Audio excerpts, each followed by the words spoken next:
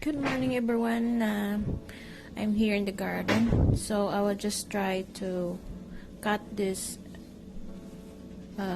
red cardinal. Anyway, pang-apat na cutting ko na to. This is my mother plant. So putulin ko siya para yung tatlong sumusunod na saha niya is tutubo at tubo. So hope it will not die kasi isa lang ang roots nito. So try ko lang kasi siya yung 3 remaining na saha niya kasi is hindi siya talaga lumalaki because of this other itong pinuputol ko. So kailangan ko siyang putulin para tumubo yung iba niyang sumusunod na Ito yung mother ko, pang-apat na cutting ko na to. So, may gamot naman. So, for sure, tutubo to.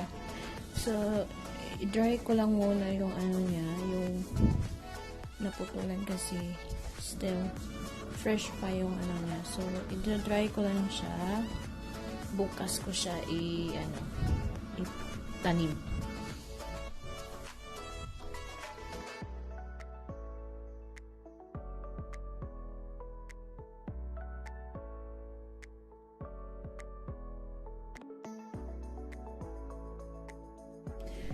At ito pala yung pang tatlo kong cutting. Anyway, yung pang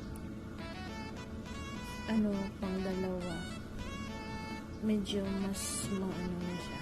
Yung second cutting ko,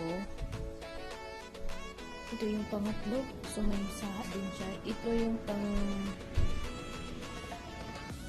pangalawa. So, malaki na siya at saka mga next month siguro pwede ko na rin siya i-cutting kasi marami na rin siyang gamot. So, I have a lot of roots na. So, but if you say that a lot of roots already, it's ready for you to cut her. But be careful because this plant is so sensitive. May na-cutting ako before. Namatay siya kasi dilig ako ng dilig. So, I put water a lot on it. So, bawal ko ng maraming tubig. So, yan. Healthy na siya at napakaganda yung kulay ng dahon niya. So, ito, i-dry ko lang muna siya. So, bukas ko na siya itatanim.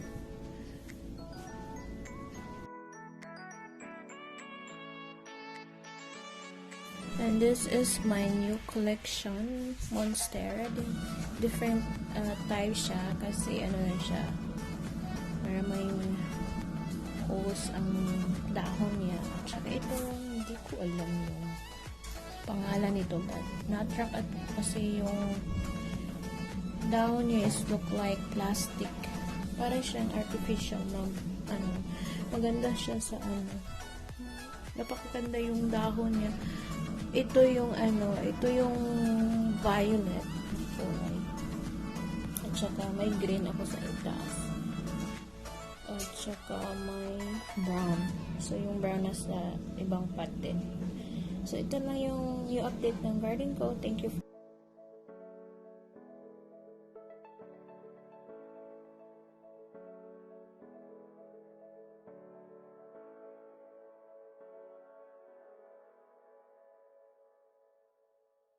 Thank you for watching, guys, and don't forget to hit likes, subscribe if hindi pa kayo nakasubscribe, and hit the bell button for the new notification para updated kayo for my next video.